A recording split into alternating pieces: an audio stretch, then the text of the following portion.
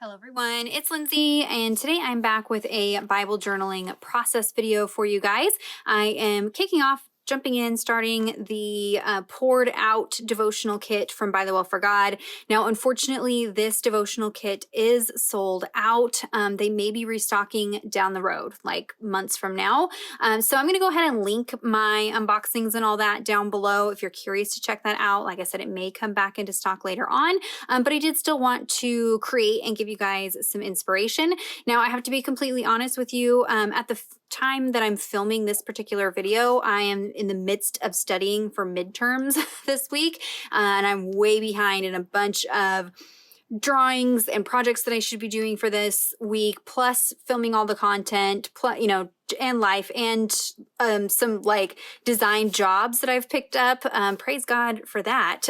But it's just a lot on my plate right now. And so I have not started studying in this devotional yet, in the method that I typically do. But I did want to get a page out for you guys. So I'm going to be honest, this is completely backwards from how I typically work.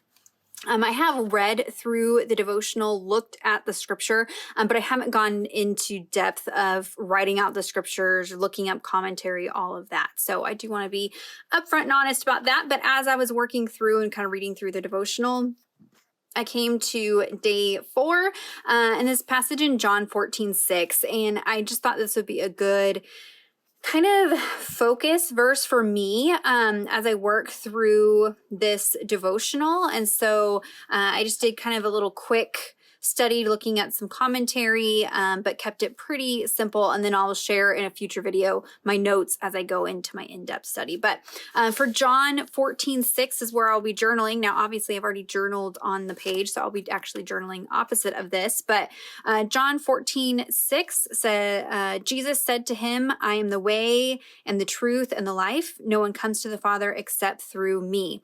So Jesus is the only way. In the same way that day 3, we looked at the 10th plague, right? The death of the firstborn of the Egyptians, and how God gave the Israelites a way to be protected. He, through Moses, informed them, to make sure that they had sacrificed a lamb, and they put that blood over their doorway, and thus death would pass over their house. So he gave them a way. And so now in the New Testament, the way to be saved from that ultimate judgment is Jesus. He is the only way. There was no way for them to lock their door, hide. No, the only way was the blood over their doorways. And same goes with our, eternity for our soul. There's only one way. There's no, works. There's no other God. There's no other path. It is Jesus and only Jesus. And so I thought that was a pretty broad kind of umbrella way to look at this as we dive in and start looking at each day. And so I thought that was kind of a safe place to start with, having not done a whole lot of in-depth study yet, but that is typically how I would like to do it. So journaling in John 14:6, and I want to keep this fairly simple. I've pulled together just a few die cut pieces. This little bird I created this week on a Reels and a Shorts, so I'll have that linked down below. And so that I kind of wanted to incorporate in here. I just have a few other, stickers, but it's not going to be anything too in-depth. So let me go ahead, put you guys on fast forward, and we'll put together an entry for John 14:6. Okay, so I'm going to start by laying down a layer or two of white acrylic gesso just to the margin and kind of around the text. I'm not covering up the text. I really, really wish a publisher would produce a journaling Bible like this with white pages. The cream pages drive me bonkers. So I'm only prepping this for the color, not for any kind of like bleed through or anything like that. So I'm going to stage my die cuts. So I've cut off some of the border. I've picked out 3 different pieces, and then I have this little bird, like I said, I created earlier this week. And then I'm going to take a couple of these leaf stamps from that Creation Redeemed stamp set, and we're going to do the Neocolor 2 technique. So I'm dipping the crayon in that water there, and then coloring straight to the stamp. I do sometimes spray the stamp first with water. That just makes it go smoother, so you don't have to dip your crayon as often. I'm adding the lighter green to the top part of the leaves and the darker green towards the bottom part of the leaves. Not that it matters, but just giving some variation to those leaves.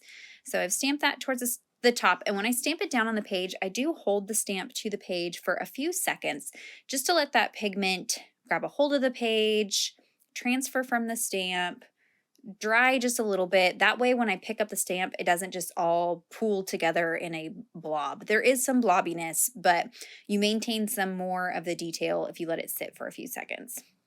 So I'm going to add a third stamped images here. And this is a little trick I have just for layout and design. I like to work in 3s and 5s. So 3 of the greenery die cuts, 3 stamped leaves, just odd numbers like that, and kind of creating triangular shapes. So positioning them in, not perfect triangles, but, one at the top, one on the side, one at the bottom kind of thing. That's just a design element that I like to do. So I'm going to take a little bit of the watercolor that comes in the kit. I'm going to dilute it so it's really light and pink and kind of splatter that around. And then I do hit this with my heat tool, and when it's like 75% of the way dry, I pick up the excess pigment with a paper towel, and that gives you a much lighter impression or like ghost effect of the watercolor. And so it's not like super, super dark and pigmented. Use some of those alpha stickers, and we're going to spell out I am the way. Now I'm using pencil first, playing around with some different ways to letter this on one of the labels. I had to go through 15 different iterations of this, but finally got it, inked it up with a micron pen, cut that label in half, and then there's my title, I am the way. I'm going to use my micron pen to outline the alpha stickers. There is the outliner stamp set that you could use. I just was lazy and didn't want to get up and walk the 10 feet behind me to get it out of the shelf. So I'm just using my micron pen. I should have put it in my cart is what I should have done. And then I've cut away the excess border off of one of these visitor passes, stamped the date, written out the verse, and then I'll go ahead and when I come to this day of study, I'll add my study notes to this card. So, it's not a total loss that I hadn't done the full study yet because I have this separate card I can add all my notes onto. And so it's okay to work this way sometimes. Not ideal, but it happens. I am going to go ahead and cut down some of that fabric from one of the clippies, and then I'll use my stapler. First, I think I try to use my tiny attacher, which I don't even know why I try to use it because mine is, something's wrong with it and it doesn't work. So I pulled out a different stapler and stapled on just a little bit of fabric. Not for function, just adding some texture and interest to that card. And then I'll use a little paper clip from Tim Holtz. And for now, I'm just going to leave it floating on this page, but then I can use that paper clip to attach it to the top of the page. And I've got room to take notes on the front and back of that card. And here you can see the only color you're seeing is where it ran underneath the page, but no bleed through. So that's it for today's entry. If you have any questions or comments, be sure to leave those down below.